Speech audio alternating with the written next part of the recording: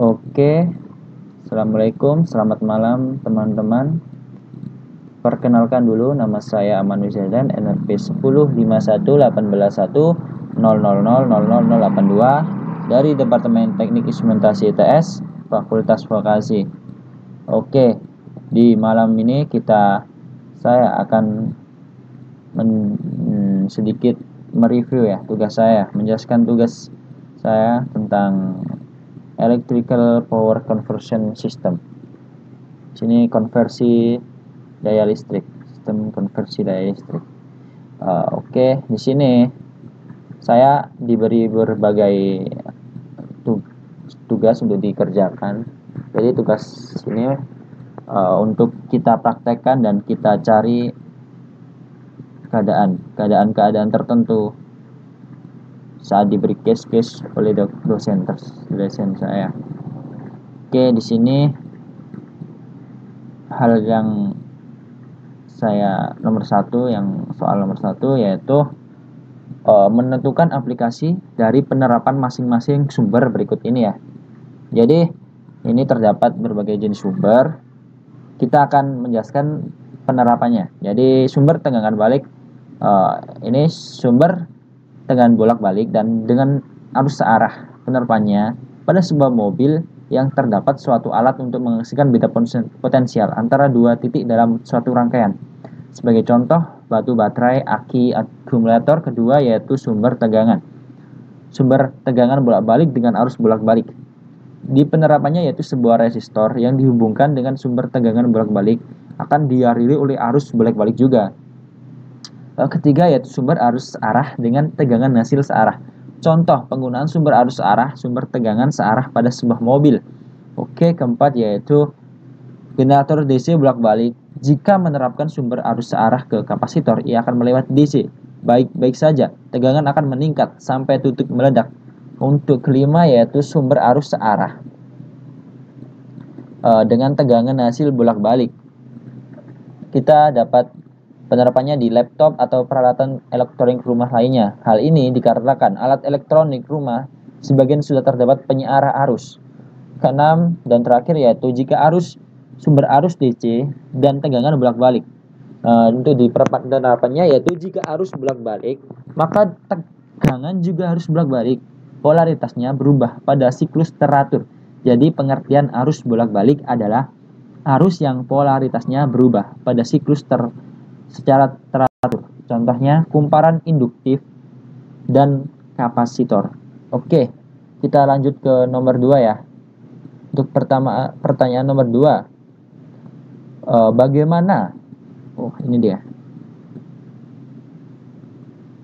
Nih, untuk direct and indirect.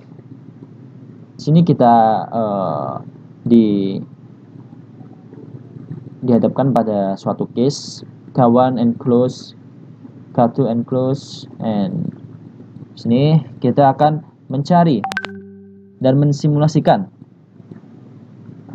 di leftware ya ini ya. Nanti saya akan lihatkan leftware kita. Saya untuk melihat nilai dengan cara menghubungkan kedua kutub pada osiloskop atau satu jalur dihubungkan dengan amperemeter. Oke, di situ case-nya. Jadi kita akan setiap connection ada dua simulasi rangkaian. Ada cross connection, connection. Oke, kita akan langsung masuk. Ini direct ya, kita akan bahas direct terlebih dahulu. Oke, di sini. Oke, ini sudah untuk mengeran ini ya. Oke, kita akan ini biar bisa digeser. Untuk connection pada direct, kita menemukan hasil voltmeter sebagai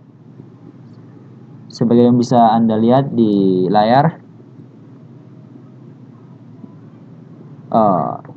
Direct link terjadi ketika kedua sumber yang memiliki sifat berbeda, misalnya sumber arus dan sumber tegangan. Energi mengalir langsung dari input ke output, sehingga daya yang masuk sama dengan daya yang dihasilkan. Terdapat 3 percobaan berbeda pada 2 rangkaian yang berbeda. Pertama, connection, yaitu ketika sumber arus dan sumber tegangan bersambung. Sini bersambung ya. Dalam rangkaian 1, saklar yang dihubungkan adalah K1 dan K4. Sedangkan dalam rangkaian 2, saklar K5 dan K8 yang dihidupkan. Pada gambar dapat didapatkan bahwa nilai tegangan dan arus pada percobaan connection di rangkai 1 dan rangkai 2 sama. Kedua cross connection yaitu kebalikan sambungan dari rangkaian connection. Dalam rangkaian 1, saklar yang dihubungkan adalah K2 dan K3, sedangkan dalam rangkaian 2 adalah K6 dan K7. Pada gambar ini didapatkan bahwa nilai tegangan dan arus pada percobaan cross connection di rangkai 1 dan rangkaian 2 sama. Daya input sama dengan output sebesar, bisa dilihat sini, volt, 10 volt. Oke. Menggunakan dengan rumus daya input sama dengan output sebesar, menggunakan rumus P sama dengan V kali I. Ketiga disconnection yaitu ketika sumber arus K1 dan K3 tidak bersambungan. Oke. Kondisi ketiga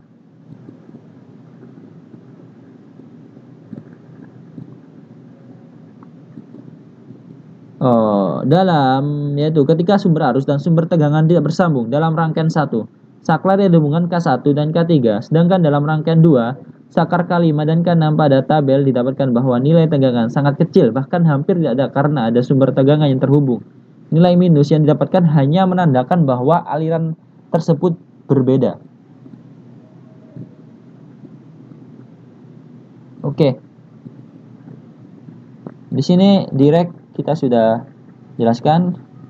Mari kita ketiga yaitu indirect. Think of indirect. Ini kita akan coba praktekkan yang ini ya.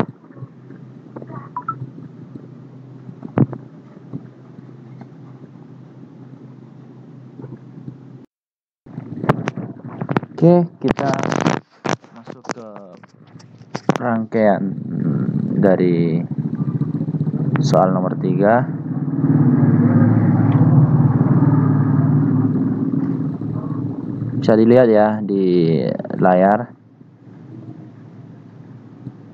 Di sini induktor dalam first sequence, second sequence, seperti itu. Sudah terdapat nilai-nilai.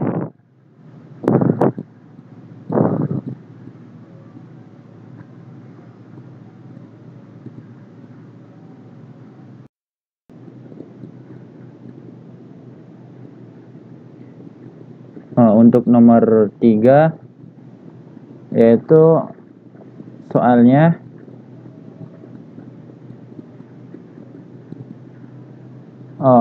trafo ya, soal trafometer.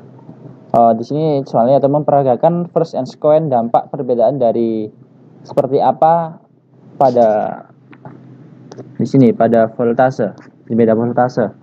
Jadi konsep 1 yaitu kontak induktor dan 2 yaitu lepas induktor kontak dengan input. Di sini. Di sini.